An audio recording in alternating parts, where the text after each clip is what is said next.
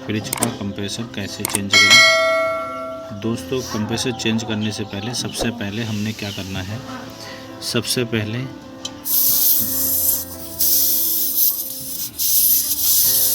Fridge की gas को उड़ा देना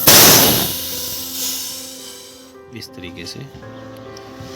जब ये गैस बाहर निकल जाएगी तो कभी कभी क्या होता है, हम चार्जिंग लाइन से गैस निकाल देते हैं, लेकिन गैस जो होती है वो ड्रायर में फंसी रह जाती है। इसके लिए पाइप को गर्म करने से पहले ये जो ड्रायर होता है, यहाँ से भी ये पाइप को तोड़ देना चाहिए। जो रही बची गैस है वो यहाँ से बाहर निकल जाएगी। इसके बाद हम ये कैपिलरी को अलग कर देंगे, ताकि अगर इसके अंदर भी कहीं कोई गैस फंसी हुई है तो वो भी बाहर निकल जाए, जो कि किसी तरीके से कोई चोट पेट ना लग जाए।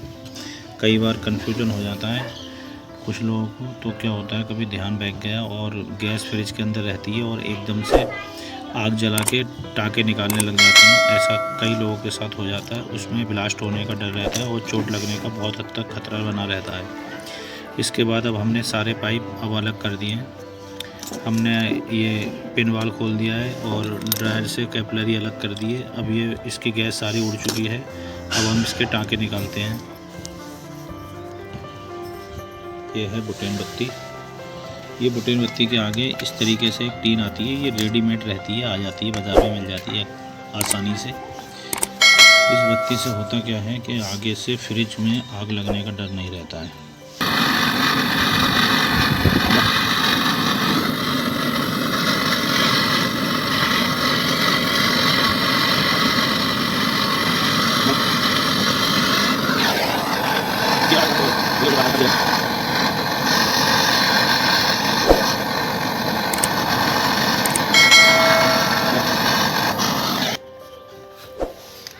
ये सारे टाँके अलग हो चुके हैं अब इसके।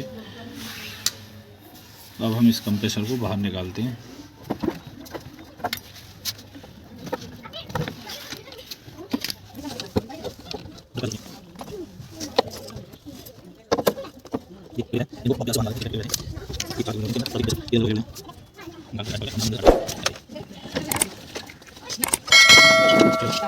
अब ये कंप्रेसर पूरा बाहर निकल चुका है इस तरीके से, ठीक है।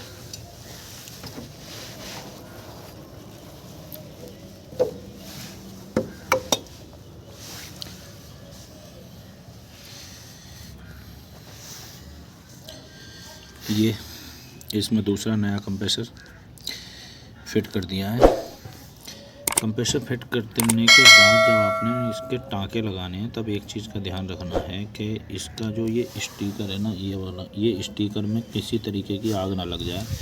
अगर ये स्टिकर जल गया तो इसकी वारंटी ख़त्म कर देती है कंपनी। इस स्टिकर के से ही नंबर मैच कर कर आपको वारंटी मिलती है। अगर स्टिकर पे ज़रा सी भी आग लग गई तो कंप्रेसर की गारंटी ख़त्म हो जाती है। इस चीज़ का विशेष ध्यान रखें। इसको रखने के बाद अब हमने इसके क्लिप, ये जो इसके क्लिप थे, ये बारसल लगाने, और बारसल के बाद ये क्लिप इस तरीके से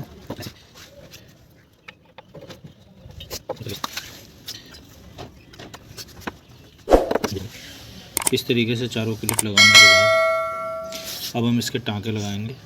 और टाँके लगाने से पहले एक चीज़ का विशेष ध्यान रखें कि टाँके एकदम सफाई से लगें, ताकि देखने में भी अच्छे लगें। और सफाई से लगे हुए टाँके लीक होने के चांस भी बहुत कम रहता है।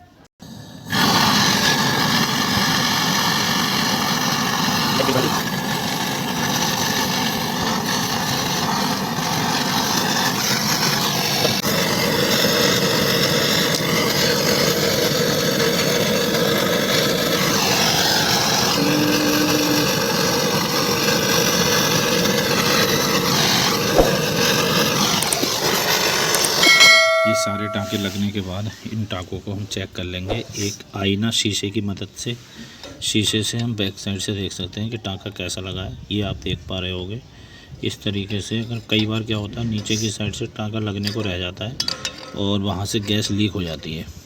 इस तरीके से अपने टाँके प्रॉपर चेक कर सकते हैं कि कहीं से कोई टाँका लगने से छूट तो नहीं गया। पूरी तरीके से टाँके अच्छे से लग चुके हैं। ये दिख पा रहे होंगे आपको बड़े अच्छे से। इस तरीके से सारे टाँके लगाने के बाद अब हम इसको वैक्यूम करते हैं। मैं आपको बताऊंगा कि सेल्फ वैक्यूम कैसे करते हैं। वैसे तो वैक्यूम हमेशा वैक्यूम पंप से ही करना चाहिए। ये देखिए मेरे पास वैक्यूम पंप रखा है, लेकिन फिर भी मैं वैक्यूम पंप से वैक्यूम ना करके ना सेल्फ वैक्यूम आज आपको सिखाने वाला हूँ। क्योंकि सेल्फ वैक्यूम अक्सर होता क्या है, कभी कभी साइड पे वैक्यूम पंप नहीं होता है, तब हम फ्रिज में गैस डालते हैं तो कभी कभी कुछ गलतियाँ हो जाती हैं। वो गलती कैसे सुधारते हैं, उसके लिए सबसे पहले हमने NRV वाल को चार्जिंग लाइन लगा दी है। और ये देखिए हमने गेज मीटर भी लगा लिया है। और दूसरा वाला सिरा हमने सिलेंडर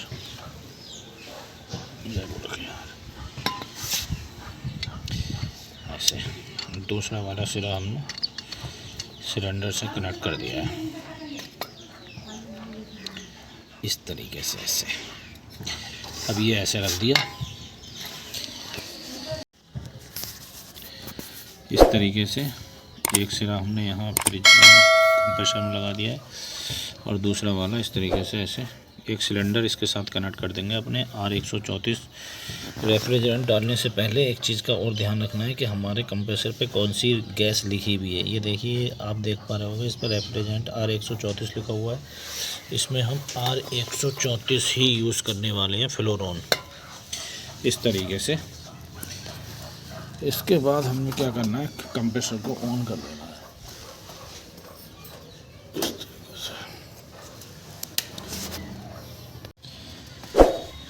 इस तरीके से। कंप्रेसर को ऑन करने के बाद जब यहाँ से पूरी तरीके से एयर निकलनी बंद हो जाएगी, तब हम सिलेंडर से लगभग 20-30 ग्राम गैस छोड़ेंगे और कंप्रेसर ऑन रहने देंगे। जब यहाँ से वो गैस भी निकलनी बंद हो जाएगी, तब यहाँ पर हम टाँका लगा देंगे और गैस डालकर फ्रिज कंप्लीट हो जाएगा।